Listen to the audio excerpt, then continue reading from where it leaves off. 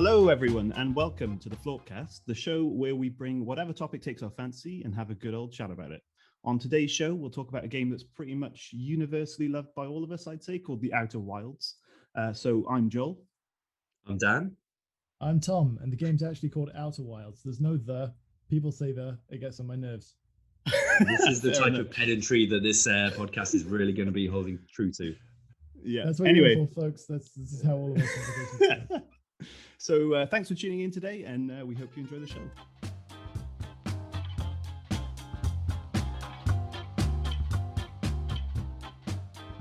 This is why this game didn't sell as well at first, because people confused it with The Outer Worlds, which has a The, and Outer Wilds doesn't.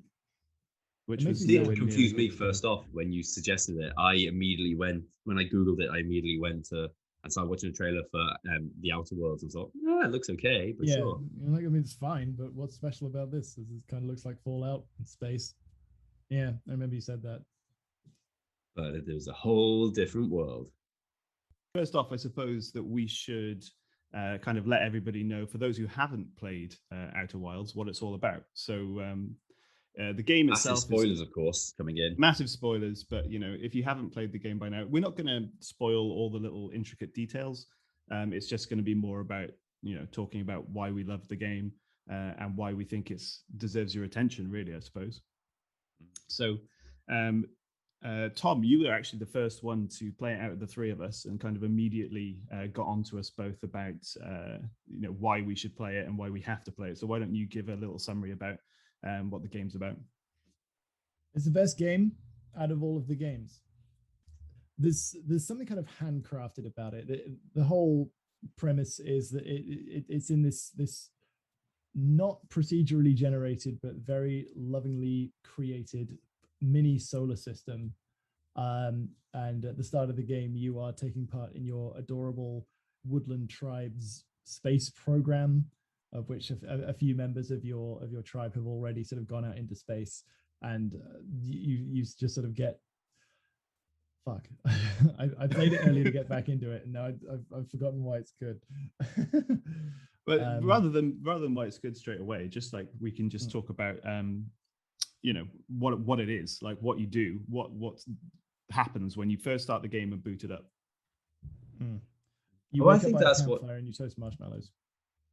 I think that's what it is, that it so slowly grows, because at the beginning you're just wandering around a little planet, you're learning a little bit. Oh, we've got some spaceships. Oh, there used to be some aliens around, and then slowly it grows into this massive, complex, mystery of what happened. And because you can just go anywhere at any time, there's absolutely no linearity to the game.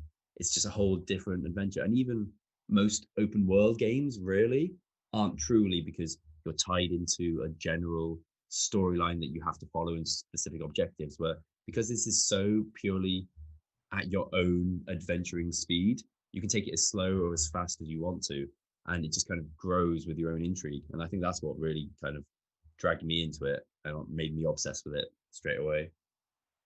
That was way better. Yeah, that's a nice little explanation there. But it is a game which, exploration is basically the entire game, right? It's not, there's no shooting, there's no combat, there's nothing like that. It's you take off in your little spacecraft and you have an entire solar system to explore, and you just go do whatever you want, and you slowly kind of start to piece together this history of an ancient civilization. Which is really fascinating and really well done by the guys that produced it. A super small team as well, if I remember right. Somewhere in the region of 20 people, I think I'm right in saying. Yeah, 20 people, and they created just this absolute masterpiece of a game.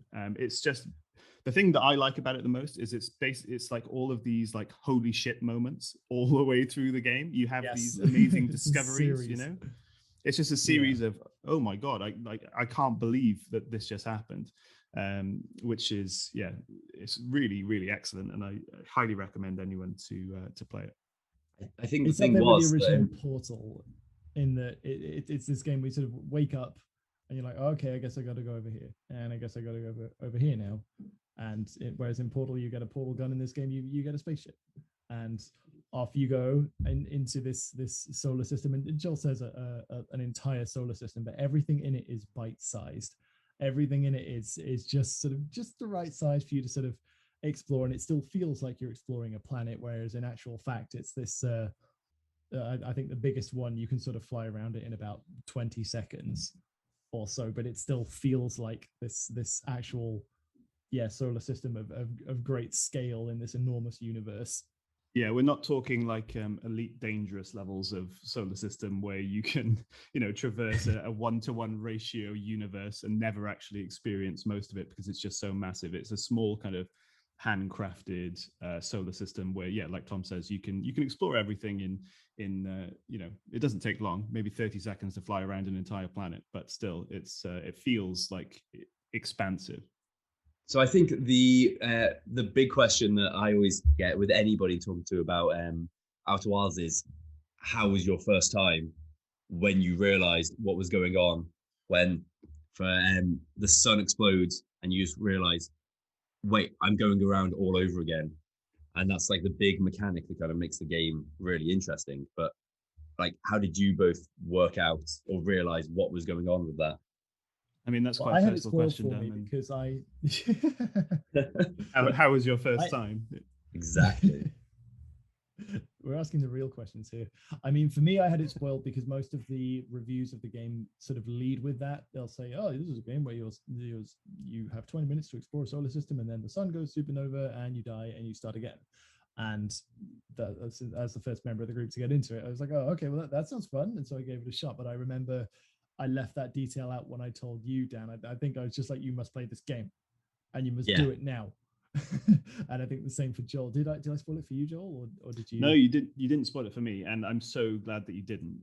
Like going in spoiler free to this game, it was just like I had no idea. The first time that the universe exploded, obviously spoiler.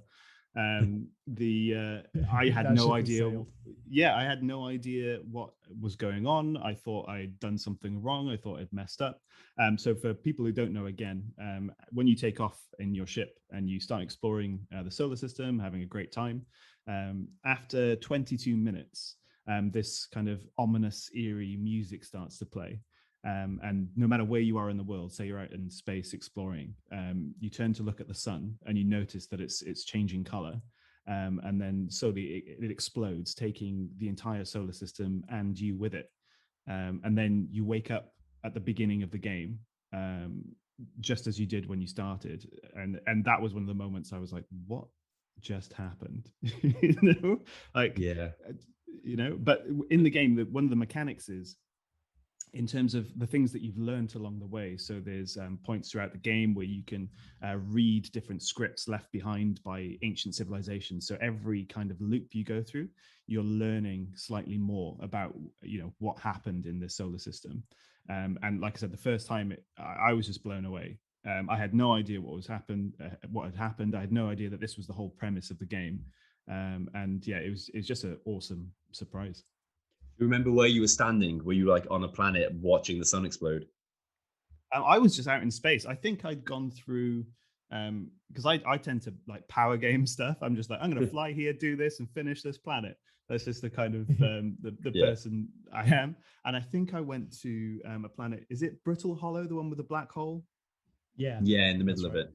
Yeah, so I flew to this planet, which is slowly kind of crumbling and disintegrating over the course of the time loop, and it has this big kind of black hole in the center.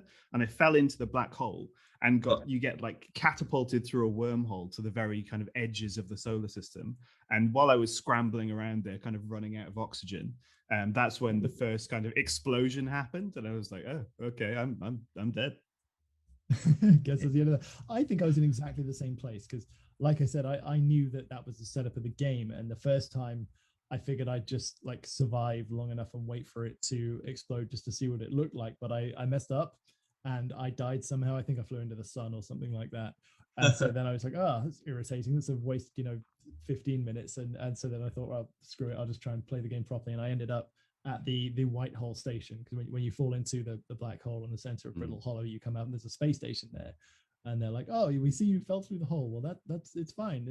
We've got this little thing here, and you can just teleport back on home. And you use this teleportation pad, which turns out to be sort of one of the pieces of the puzzle that's sort of key to finishing the game and solving the mystery and everything. And I think that's how a lot of players sort of get started on the main track, as it were, to solving the puzzle. So I remember just sort of messing about with that and going, how does this work? What is this weird ass thing? And then you hear the music and it's like, oh, okay, that's how this works. That's how it goes.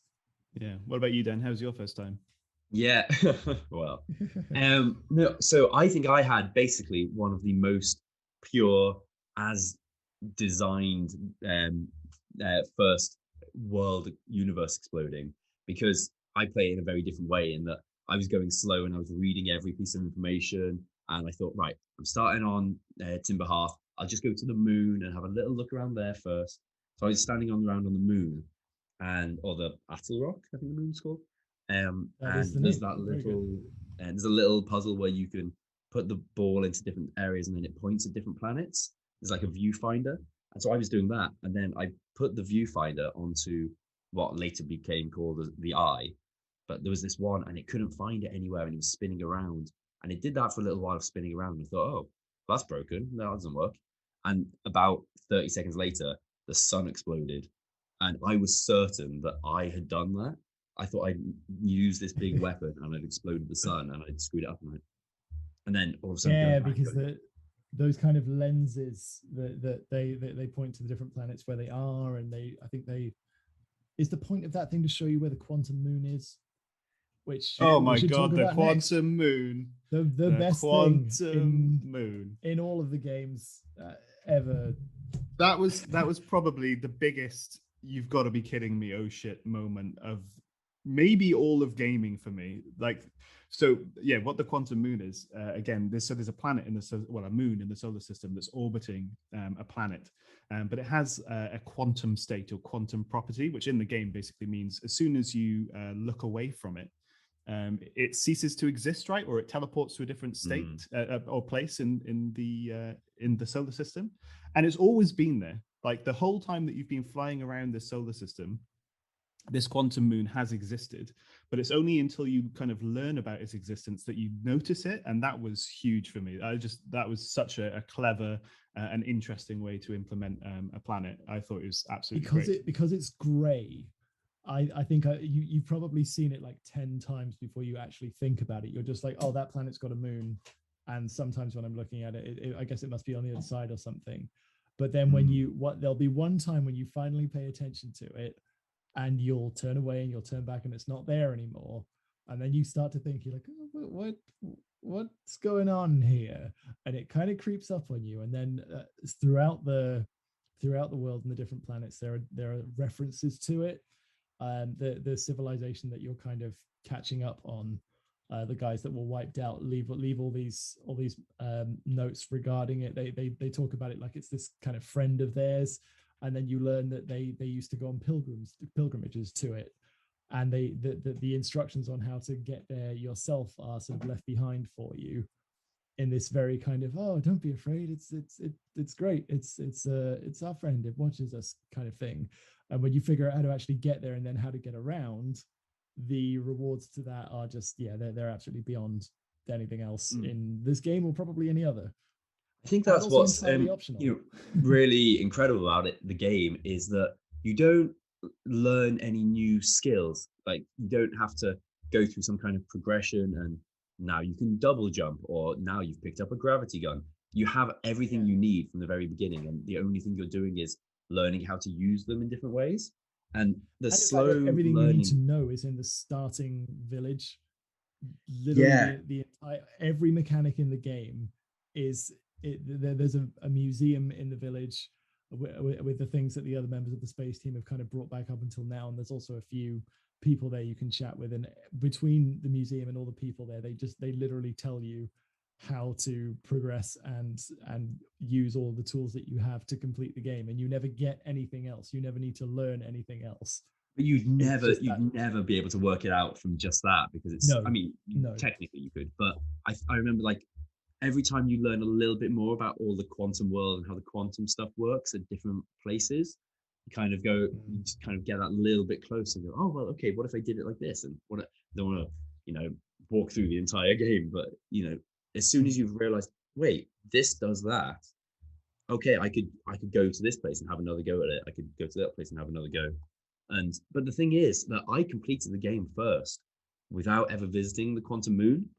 And to be honest, I think that's a mistake in the game. In that I think that it should be necessary for you to have gone there for some reason. Yeah, I would agree with that. I think the surprise or the reveal of the Quantum Moon should be in some way necessary to completing the game, because it's just such an incredible mind fuck and holy shit moment that skipping it is kind of a tragedy. It's arguably the real climax of the game, given how. And I never would have known it was I'd missed something unless talking to you guys, and you said, well, did you not see this? Oh, you've got to go back to it. I was like, well, I've completed the game. Do I really need to?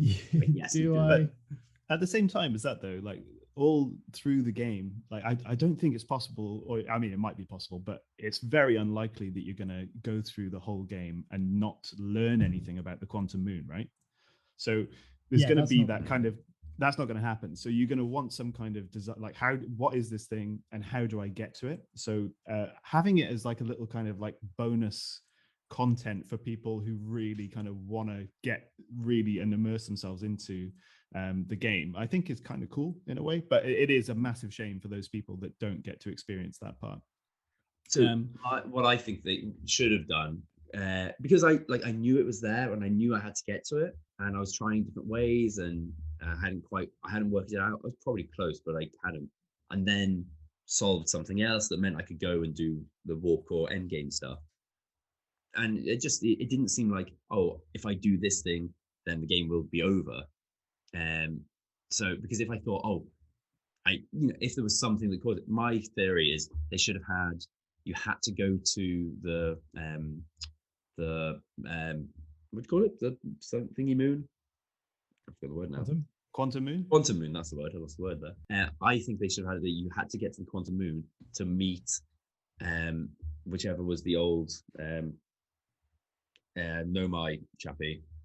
And I think they should have had it that you had to meet him. He would give you a code so that you could unlock the warp core from the twins. And then, so it would you'd have to go there and then you'd have to do it. It would just meant you had to like do all of the things. And because I wonder how many people missed it without just even realizing. And if you've never gone online to notice that you've missed something, there's it's a big chunk, and it's probably takes up, I don't know, 20% of the gameplay is working out how to get to the Quantum Moon and doing it. Oh yes, the puzzles there are just bullets here. But I'm thinking of going back to the game. Kind of the reason we're talking about it as well is that DLC or possible DLC has been, if not announced, then leaked, or there was rumored, right? That's right. But their official Twitter accounts have retweeted the leaks and the rumors now. Oh, okay. Well, there we go. It's happening. Fantastic. Oh, I can't wait. So what do you think they could, because obviously the game finishes in such a perfect and it completes the whole story, but what could they do in DLC? How would they play that story out, do you think? Yeah, indeed. That's a good thing we should talk about. I mean, the rumored title, I don't know if confirmed yet, was Ashes of the Eye, which I mean, we know what the Eye of the Universe is. Do we spoil that for potential listeners or not? It's the object of the game. I guess you find out fairly early on that the defunct civilization is looking for this thing called the Eye of the Universe. It's why they came to your little steampunk galaxy solar system thing, and then they appear to have died out without finding it. And at the end of the game, maybe you find her. I don't know. I don't want to spoil anything. Stuff happens. Yes. Given that is the title, I would assume that it's maybe about. Could it be about what happens afterwards? Because it's a very finite ending. Yeah, it's about as finite as endings get. Yeah. So I have literally no idea, even based on the title, what this DLC is going to be or what it's going to be about. But I think that's good, because that's the kind of feeling that I had when I went into the original game. And I don't want to really have an idea of, oh yeah, they're going to play out this storyline now and this storyline. I thought it would be really hard to ever come out with a sequel to the Outer Wilds or Outer Wilds. Yeah, like what would it even be about? It's just with the ending cutscene with the freaking mantis men in their brand new galaxy, and it's like, I'm going to do the same thing again. I mean, cool, but and the game itself is like the whole kind of experience of the game is the kind of discovery and not really knowing what these mechanics are, and like learning how to use everything.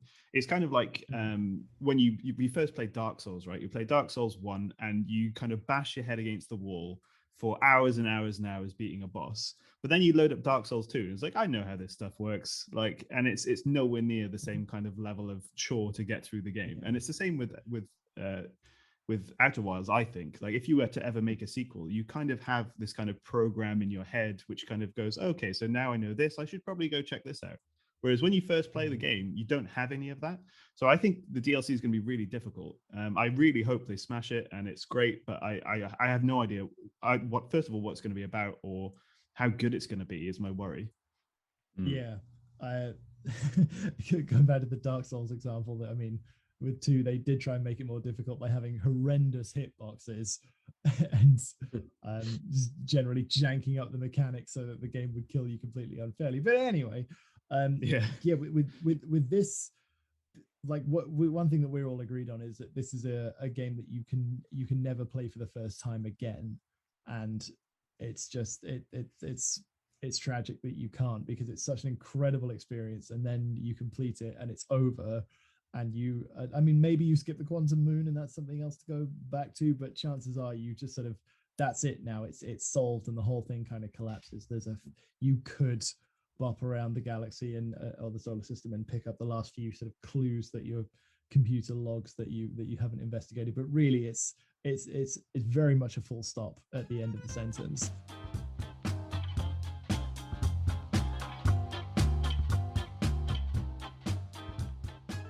In terms of these things where you said this is a game that you can't really play again, right? Or you can't experience it for the first time.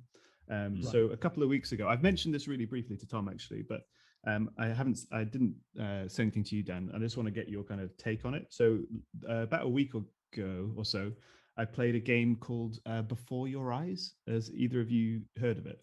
Oh, somebody's told me about it. I've never played it. I don't really know what it's about. I only heard about it after you told me. Yeah, so I went into this like pretty much blind. I just was scrolling down like the Steam like kind of specials as you do, and I saw that this game had, I think it was an overwhelmingly positive rating, and it was on sale. So I was like, what the hell? Let's just throw some money at it and see where we go. And the game itself it's kind of one of those interactive story games. So you progress through a story, you make choices throughout the way. To affect, what happens later on in the game. But the unique kind of, I don't really want to say gimmick about it, because it's done really, really well, is when you blink in real life, time progresses in the game. You jump forward in time. Whoa. So it uses like your webcam or whatever. And each time you blink, it'll jump forward in the story. So if you're able to kind of fight your blink and have a staring contest with the screen, you experience more of the story, you get more information. So that's kind of like the kind of gimmick gameplay mechanic. But the game itself is a really kind of well-told story. And I don't want to spoil it for anyone, but you basically see a character growing up and growing old. And like I said, when you blink, you jump forward in time.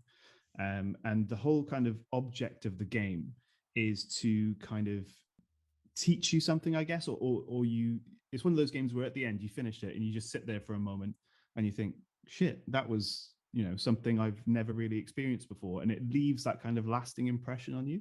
And that's the same kind of way that I felt with Outer Wilds, right? Like once you finish it, you just kind of sit there for a minute and you just think to yourself, it's like, that was crazy. Like, I don't think I've ever experienced anything like that before. And this, Before Your Eyes, I'm not selling it as a game for everyone. It absolutely isn't. Like I said, it's mainly just an interactive story that you sit there and kind of progress through the story and listen to it. But it's It's very, very well done. It's incredibly sad. I warn anyone. It's like it's probably the only game I've ever played which has given me like a physical, emotional response. Like by the end, I wasn't crying, but I was on the verge. You know, it had me tearing up. So for anyone that hasn't played it and wants a kind of different, new experience, just go ahead. It's not that expensive. Give it a go. Joel, as a power gamer, did you not just want to like blink rapidly until it was over, like speed run it? Just speed run it, blink as fast as you can. I bet that exists on YouTube. I bet that exists. Just people blinking as fast as possible. But no, it's like it's a really well told story, kind of like an animated world, and it's well worth a look. What do you guys think about these unique game mechanics? I'd never heard of anything like this before. So I think I do really go in for a unique game, something that's got something different, even if I'm not totally sold on it. Wow, they've done something quite different there, because I don't play as much as you guys, and so if something's got a weird little hook, or it's like a weird little mechanic that I can kind of mess around with, I'll get obsessed on that. So anything like that really does do that, and I think it's like when Portal came out. That was just such a genre defining different thing. I was immediately like sold. Like it's a fun little puzzle game, it's a mechanic thing, and then it turned out to have a whole kind of story. And actually, as a note, like the first time I played Portal through, and you get to the end and you're descending down into the fire, and I thought, oh well, that was fun. I spent a couple of days. That was a nice old time. And then you realize there's so much more to it, and the story builds out of it, and it goes beyond just this is a quirky mechanic. But yeah, anything like that really does that sells it for me. Also. Yeah, just to expand on that point a little bit, like when I first played Portal, like back in the day when it first came out, I thought it was effectively like a tech demo for like this Portal mechanic. It was like, oh, Valve showing off, look what we can do. This is a really cool mechanic that we've invented. Because it was packaged with the Half-Life 2 episode and TF2, right? It was here's this extra little thing on the side. And that's all I thought it was. And we've had this idea. Me too. Yeah, and I never thought there was going to be this kind of story that came with it, which obviously expanded on really well in Portal 2 as well. But Tom, just to get back on track slightly, what did you think about the whole kind of idea behind Before Your Eyes? Yeah, so for me, I'm always very skeptical when I hear of like here's a game that tells an amazing story in a way you've never heard of before using the following gimmick, because to me that's where walking simulators came from, and their existence makes me very sad, because I feel like the thing that's great about video games is the challenge. First of all, like some of my favorite stories are told through video games, but they're sort of there behind some kind of challenge, and with walking simulators there is no challenge. It's just a book where you have to sort of walk around to pick up the next page, and that's sort of all there is to it. So when you first told me about this game, it sort of made me think about that, like, okay, I've got I'm just going to have the story, which may be well written but would probably have been better as a book or a movie, and I'm going to have it sort of spoon fed to me sort of piece by piece. But then I went and looked at sort of the trailer for how it actually works. Oh, and one of my initial concern was like, am I going to be playing this? Because I'm kind of a power gamer as well, not to the same extent that Joel is, but I figured I would probably be playing this with my eyes like prized open by my fingers in front of the monitor, like, and I thought that would be sort of my experience. But then I went and watched the trailers, and I feel like it probably does do something with this mechanic that, while it's not a challenge, it is at least artistic in a way that will make it interesting. Like with Outer Wilds, there is definitely a challenge there. It is a game that you play with a story that you interact with and that you sort of unpiece, and sort of a mystery that you unravel, which for me is the best kind of story that video games can tell. So with this thing, I was like, oh well, I probably will give it a try. It does sound very interesting. It certainly, judging from the trailers, is definitely a step up above walking simulators and visual novels. Not, no hate to people who enjoy those, but for me, I guess if I have a controller in my hands, or mouse and keyboard, and there is a display on the screen, that I can interact with. I do want some kind of challenge and some kind of interesting gameplay mechanic, which is why for me the David Cage Quantic Dream games are the worst video games ever made. That's a topic for another day. Anyway. Yeah, but I agree with you to an extent, right? And this game, like 100%, I would not recommend it to everyone. Like if you enjoy getting, like 10 kill death ratio in Apex Legends or whatever, and just like slaying all day, like you might not want to take the time to sit down and just kind of passively kind of enjoy the story. But I will say that with Before Your Eyes, I think that video games is probably the best medium to portray the story. And I know it might not sound like that from the outside, but when you play and you kind of you experience the story firsthand, rather than kind of being a passenger, like if you're reading a book or just watching it as a movie, and you're kind of in the position of the main character. I don't think that books or a movie or a TV show could portray the kind of experience that they're trying to get across in any better way than a video game. So do you not see it from the protagonist's point of view, or like the main character's point of view, or do you? You do, yeah. So you're one character throughout the game, and you're kind of in their first person perspective. And like I said, when you blink, then you'll jump forward in time a set amount of time. So you start off as a baby, for example, and you're like you've got your first memories, and you blink and you jump forward. And the kind of message behind it that I took away from it anyway is kind of like a blink and you'll miss it type of thing. Like you want to you want to keep your eyes open for as long as you can, so you can kind of take in as much of the story as possible. But that's not going to happen. Like blinking is inevitable, right? You're gonna blink. And so the kind of message I took away from it was kind of enjoy stuff while it's there. Not to get too deep on this, supposed to be entertaining podcast, life but is it's the kind of like life is fleeting. We're all enjoy gonna it while die. you can. We're all gonna die. Yeah, that's the message I took away from it. But it's done in a really kind of tasteful and nice way. And if anyone gets a chance and you're into that kind of thing, give it a go.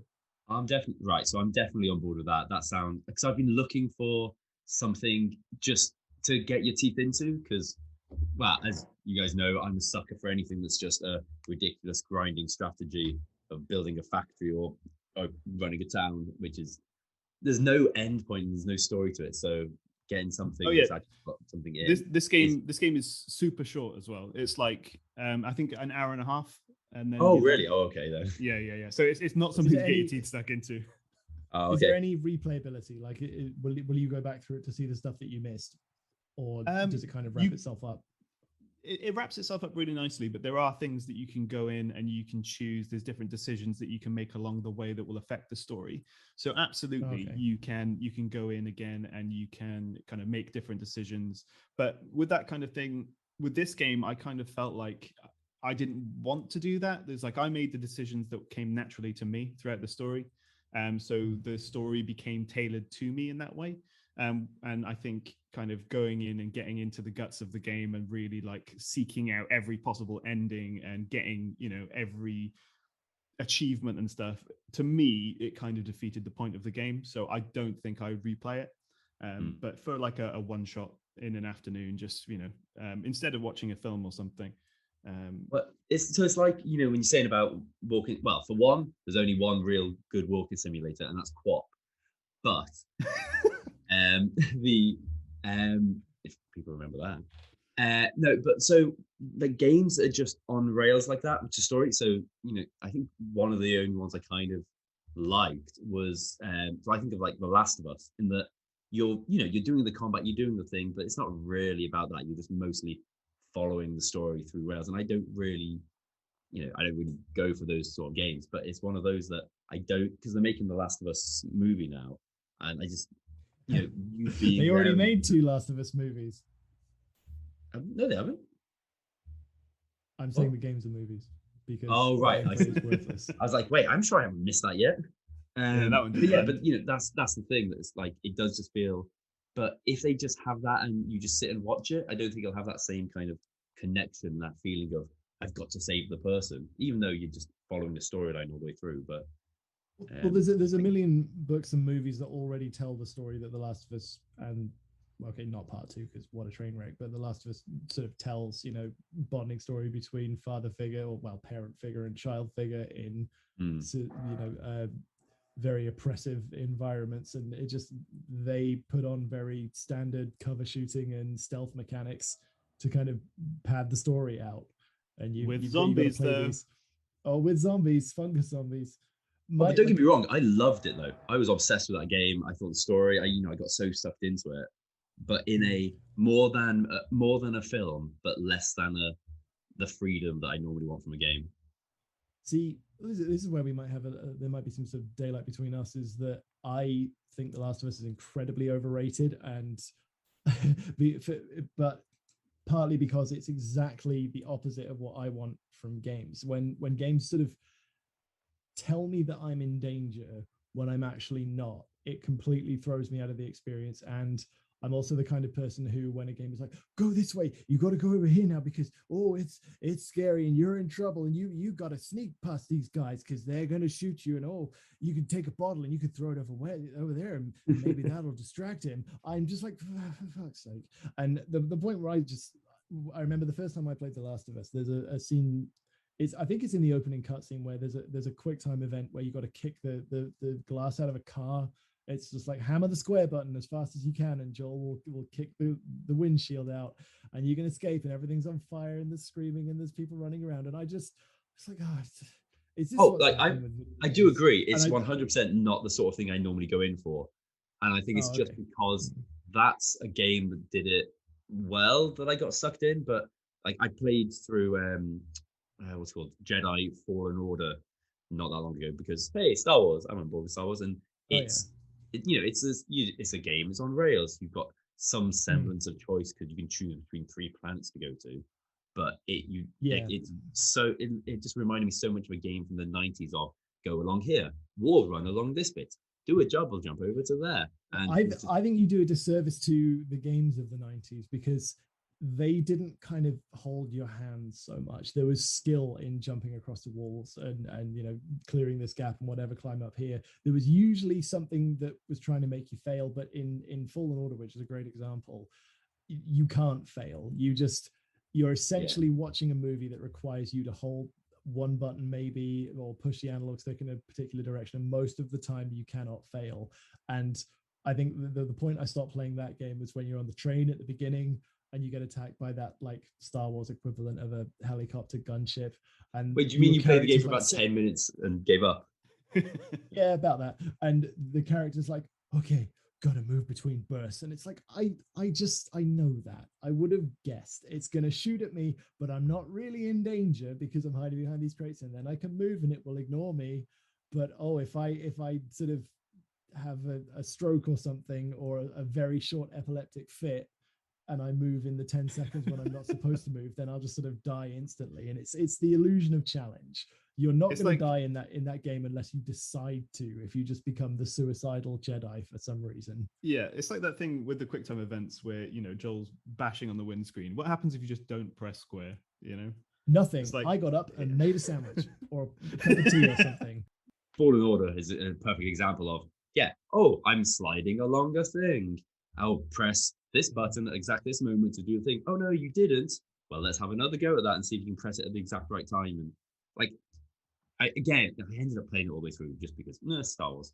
But it is that thing of it's just getting your twitch reflexes to parry and slash at the exact right time so that you get another little drip feed of storyline to go along. And it's like, that game was gorgeous though. I did have fun like exploring some of the ruins and things, but it just like the combat wasn't quite freeform enough. Even in there, there's, like you said, there's the press button at exactly the right time. And it's just sort of follow the motions, and you're never in any real danger. Yeah, exactly. But I mean, these kind of games like Last of Us, for example. So I loved it, like in terms of the story it told. I thought it was fun. Like it wasn't very challenging, and you just kind of went along for the ride and enjoyed the story, right? You came to a Halloween party in my house dressed as Joel. I did, but that's because my name is Joel. And Right. I And own a your flannel wife shirt. was the young girl. Yeah, my wife was went as Ellie, which was not weird. Not at all. But Dan, you did the freaking mushroom head Last of Us Oh, I did, cosplay yeah. I remember once. that. Yeah. Oh yeah, you were a clicker or whatever. Yeah, for some Halloween. That was fun. Somebody Yeah. tried to But Joel's such a nerd steal it dressing off my up as head at the Joel. chip shop and I booted them. But yeah, anyway, what I was saying was, I enjoyed it. It was great, but there's very very few games which you finish a play session of, and you just sit there and you think, holy shit, that was something else. Last of Us for me wasn't that. It was like a pretty typical zombie story, parental father figure bonding story, which was a nice story and I enjoyed it. But I wouldn't say it left a lasting impression on me like Outer Wilds has, or like even Before Your Eyes has. Yeah. Yeah. It is a very short list. It's a super short list. One.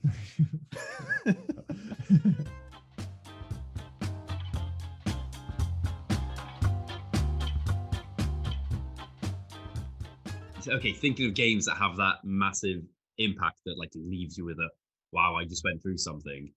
The only one I haven't thought this through before, but Outer Wilds, of course. The only other thing I remember is Warcraft 3, because I was obsessed with that as a kid, and just the storyline and the twisting and the turning. Because the cinematics are so intensive. I mean, they might not hold up nowadays, but I remember that just being like the wow, I've gone through something here. And I guess I was 16 at the time, but the story for that game was incredible. And yeah, same. I was like, about 16. And that had the challenge as well, though, right? Like as RTS games go, the campaign for a 16-year-old on playing on like the regular difficulty, it wasn't an easy game, but you wanted to beat it just so you could see the kind of progression of the characters and what the kind of next chapter held. But yeah, I mean, Warcraft 3 is one of the kind of all-time bests. And I think the storyline for the Warcraft 3 saga is just like it's so good. Why wasn't the movie about Warcraft 3? Because they wanted to make a series. I think he wanted to start at the beginning and he wanted to keep going. But if you make something so bad that nobody wants to watch it, there's never going to be a sequel. You just start with Warcraft really well 3. In China. Oh, I don't know. I think it did well in China, and they maybe are going to get a sequel. I remember there were rumors back in the day, but yeah, I don't know if that was not. I don't know if they will, because the guy who made it, Duncan Jones, I think he wrote and directed it, or maybe he just directed it. I'm pretty sure it's both. Yeah, but he, he's quite prolific in terms of saying what he's up to and what's coming next, and like it doesn't seem like Warcraft's getting picked up anytime soon, which is such a shame. But again, it's like they had an actual fanatic, somebody who really loved it, but it seemed like they just wanted to eke out a whole franchise out of it and starting at the really boringest part. Do it as a prequel or something. Just get that initial hook of like, we're releasing the first ever Warcraft movie. Let's have Arthas's storyline as the center. The storyline that from my opinion, is the only storyline that everybody cares about, or like the vast majority of people. When you talk about kind of Warcraft storylines, they're like, oh yeah, the Lich King. That's that's the one. But, Liam Neeson Arthas, Uther. Liam Neeson. He'd actually be pretty good, I think. Mm-hmm. You do that for the first one, you do Illidan for the second, and then you could do some kind of prequel-y thing for your third. I mean, the Illidan thing already has a tagline. Yeah. That's your posters covered. You save a few bucks on marketing. Wait, what's the tagline? Yeah. You're not prepared. Dan, come on. Oh, God. Oh, that's a blast from the past. Oh, yeah. I mean, it's a blast from every time Blizzard decides it needs more money.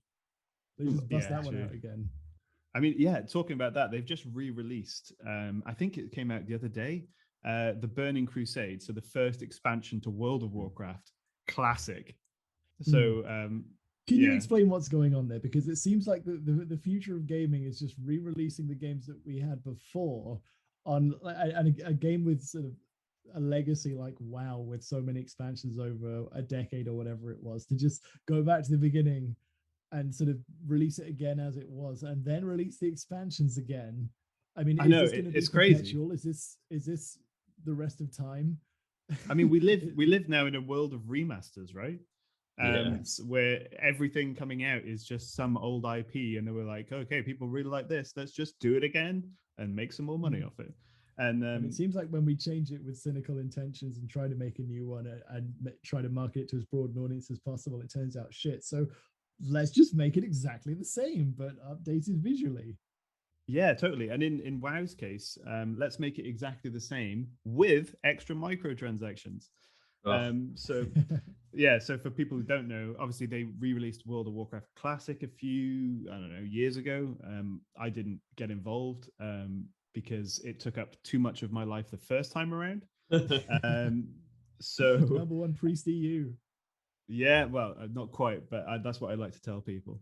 But yeah, so they re-released World of Warcraft Classic in its original vanilla state, before all of the kind of quality of life improvements, mainly to, I guess, to appeal to people who played at that time and thought that was the best era in gaming. Maybe some nostalgia involved there, who knows? But it did really well, and now they're re-releasing the first expansion to it, which is the Burning Crusade.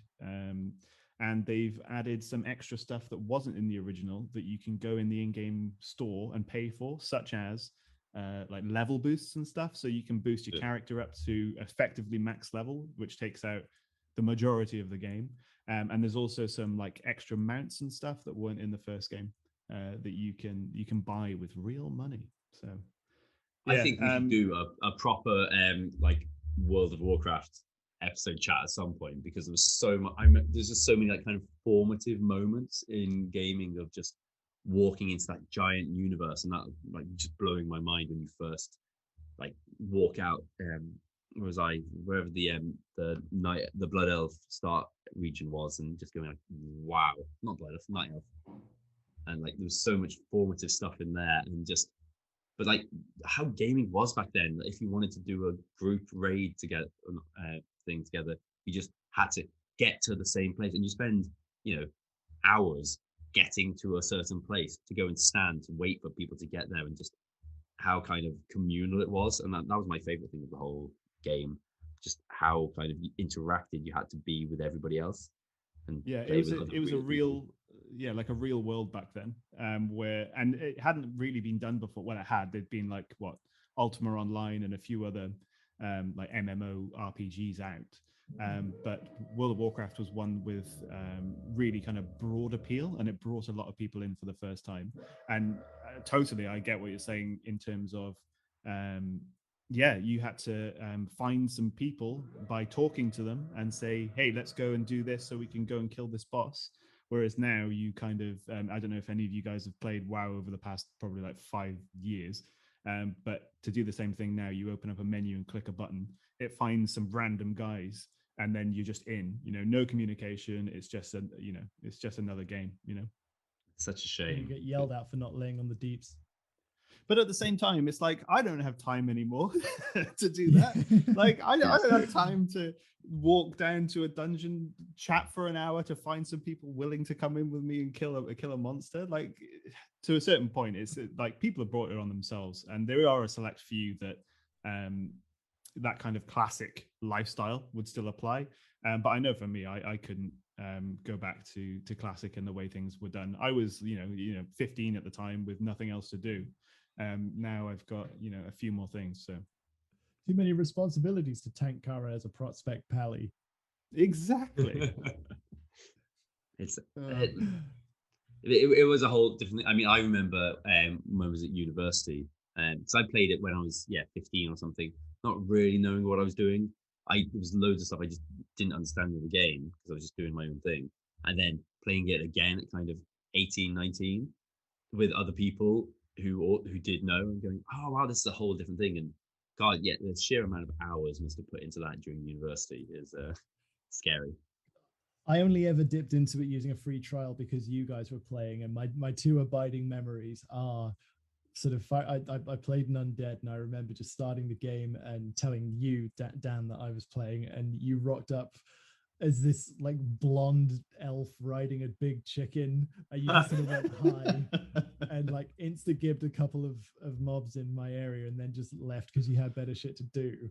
And then when I got to a slightly higher level, I remember walking around somewhere, getting to the first area where there would be alliance people as well, and there was this dwarf rogue just ganking me, just solo ganking me, just killing me and making me have a miserable time. Like I was just corpse running all for about an hour. I was like, Joel, this is guy. Like I want to level up. I got these quests, but this is fucking alliance dipshit just stabbing me in the back, and I just die instantly, and I can't do shit. And he's like, where are you? And I said wherever I was. He's like, okay, I'll be there now. Which for those of you who don't speak Welsh means give me a sec. And I remember just like going back there and running away from this guy for like the 10th time, and this dragon just appearing over the horizon, and Joel landing in his like epic armor, plus 1 million penetrations, just casually dismounting and insta-giving this guy who just sort of exploded in a flash of holy radiance and was gone. And he was like, there you go. All right. When do I get my dragon? And Joel's like, well, are you ever going to buy a subscription? And I was like, no, probably not. A subscription in about 700 hours? Yeah. Okay. Yeah. But I think those are the best parts of MMOs, to be honest. Like the actual gameplay kind of sucks. Yeah, that's why I didn't stick with it. I was like, Grinding. This game, I click on a guy, I press 4, 1, 3, 2, 4, 1, 3, 2. Yeah, but the kind of community and supposed to go to bed. Yeah, the social stuff and those kind of epic moments are kind of what the game is built for. And that's why I honestly think that's why people keep playing, because they want more of that. But it's so few and far between to get those kind of like awesome, gamer moments. But I think that's what people are chasing. And people that play Classic, definitely, they can remember when they used to play all those awesome things that happened. And I think that's part of the kind of the thrill is looking for that again. Especially doing things with groups and with friends, like because there's not that many just group online games that you can kind of progress through. And the only kind of like multiplayer online things I can think of nowadays is stuff like MOBAs that you jump in, you play for a little bit, you've got like a 1 hour game and then it's done. Like nothing that you really progress through. I mean, they exist, but not on that scale. Yeah. But it's a product of they just take too much time now, those kind of like persistent progression things, and getting a group together and getting your friends all together at the same time. It's just harder now, Kids these days are all playing the esports. They're on that Valorant. Them kids and their esports. I was so tempted to install Valorant the other day just because I keep seeing it. I'm like, well, that's what everybody else is doing. I could run around and shoot some people. Don't install Valorant, Dan. Don't do that. Really? like it's a hyper competitive game, right? But it's just like on another level of learning curve and difficulty. Like I've tried to play it and I'm just not on board. Like I didn't play Counter-Strike for very long, and that's kind of where Valorant's DNA comes from. It's basically Counter-Strike with kind of like I guess you could say MOBA elements. Like each of the characters has their own abilities that they can also use on top of having the guns, but the mechanics of shooting and stuff like that, it's super hard. Like I've had a real rough time with it, and I just ended up being like, I don't have the time. Maybe we can reminisce about our Dota 2 days sometime. We should save that for its own thing, because my God, there's a fair amount of time put into that before Tom got ultra banned. That was recent. I logged in. It wasn't recent. It was like games. 5 years ago. Yeah, you've been banned for like half a decade already. Yeah, you say recent. It probably was about 5 years ago, right? That we last played Dota 2. I mean, yeah, but I actually got banned. I think it was like 2 or 3 years ago, because I was definitely here in Japan when I got banned, because I hadn't played for ages, and I logged back in. And I was like, oh yeah, that's how this game works. And I just quit a few games, abandoned a few, and then it was like, right, off you fuck. I explicitly remember us trying to play as all together, and you saying, I can't, I'm banned again. I can't, I'm banned. Yeah. And that was like temporary bans. Yeah, you were pretty much permanently like recently. Yeah, but you were on and off banned for the entire time you played Dota 2. Yeah. But because I mean, myself, I kind of refrained. I would never play solo queue. I just wouldn't do it. Like, it just wasn't worth it to me. I would only play when it wasn't I had worth it to friends me online either, to but I do it. didn't have any alternatives. I didn't know what else to do, Joel. I know, and I do feel bad for getting you involved in the mobile life to begin with. I remember talking to you about your fault.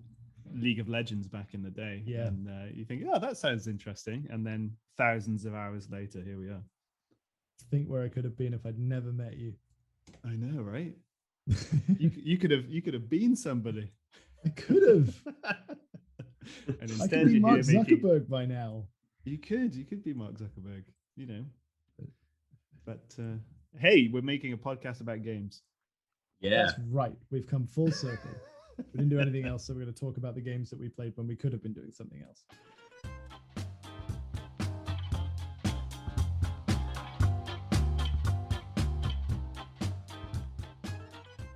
Don't know. Have you got something cool that you've been playing this week, Tom? Yeah, so over the last week, I've been playing Hunt Down, which is fucking fantastic. You took my game, man. Oh, I told you about the game. You did tell me about the game, but I was going to talk about Hunt Down. It's a 2D side-scrolling shoot 'em up with some fun-ass guns and mechanics and humor and awesome rocking soundtrack, and it's just a grand old time. It is pure 16-bit loveliness. I enjoyed every moment of it from start to finish. It's a fantastic game. Nice. Yeah, so I have also been playing Hunt Down, and just to kind of reiterate on that, so yeah, it's like a Genesis / Mega Drive era inspired side-scrolling shooter. It's just great. Like, they've just done everything right on it. I can't even tell you definitively what makes it so good. Like, generically, it is super good. Like, the controls are tight, the sound is good, but it's just real fun to play. Like, really fun and challenging too. If you ramp it up to the higher difficulties, you get that old school kind of Metal Slug, Sunset Riders one-shot kill mechanics, and it's just great. Really good. And apart from that, I've just been doing my general rounds of Hunt Showdown, which I play a ton. And yeah, that's about it for me. It's the same game with an extra syllable. It is, yeah. Hunt Down and Hunt Showdown. Yeah. Don't play Hunt Down the Free Man. This week in games, I started playing Fallen Order a little more just because I wanted to slice up Stormtroopers. But mostly what I've done this week is my aunt's got me this giant hydraulic robot arm DIY thing for my birthday, like I'm an 8-year-old. And so I've been constructing that on my dining table this week. So that's my nerd thing of the week. What are you going to program it to do for you? No, it's just it's manual. It's not electronic. It's just hydraulic. It can't give you hand jobs. It can give you no. One thing I've done this week actually, which isn't Hunt Down, is I don't know where this came from or why I did it. I saw it online and I thought it'd be cool. I bought a lock picking set. Oh, I've got a lock picking set. So it's like you get like a set of lock picks and a clear acrylic like padlock and a couple of other things, so you can see inside and see all the mechanisms. So you can kind of learn and practice how to pick locks, and it's so like addictive. Like, I think yesterday I just sat at my desk for about an hour and a half with these like practice locks and a set of lock picks, just picking away at it. We never talked about this, Joel, because I've got a bunch of those as well, and I do the same. Well, I only got it we've never spoken about this, but I literally got it from Amazon or something in the post about, I don't know, 5 days ago or something. And then I opened it, I put it on my desk, and I was just like, this is fun. And it's super satisfying when you hear the kind of the click and the shackle of the lock pops open. It's like, yeah, I'm a badass. I ended up buying amateur burglary. But so I started going to just like local, those like really scabby cheap shops that sell everything, and just buying a bunch of different like £1 and £2 locks. So I've got a fair number that I would play around with. So yeah, we can have a lock off at some point. But there's a really good YouTube channel for one more cool thing called Lock Picking Lawyer. I'm already on it. I've been subscribed. I've been subscribed for a few years. Yeah, this is the only time I've actually picked it up. Yeah, I've been watching a bunch of those over the last kind of pandemic. But yeah, I got super confident. I like just absolutely went through all of the little practice locks that I've got sent, and I was like, yeah, this is easy. And then I decided to try and attempt my my door. Like I've done the same. Neighbor's car. No, it's like the PVC door at the back of my house. I was like, yeah, I got this. I was like, I don't got this. It's like, and you're just there for hours just trying to like nudge up these tiny little pins. There's something about it though. I've done a very similar thing of just trying to get. I was like, I'm so close, and then what I learned from lockpicking lawyer is all about false gates that feel like they're clicks when they're not, and I'm like, I need more skills. Yeah, but the number of times I've locked myself out of my house. You need to get on it, Tom. I shall, but we'll compare amateur lockpicking skills as of next week. It's probably illegal here. I'll probably have to import one in, and then the cops will show up at my door and be like, foreigner planning burglaries, you're coming with us.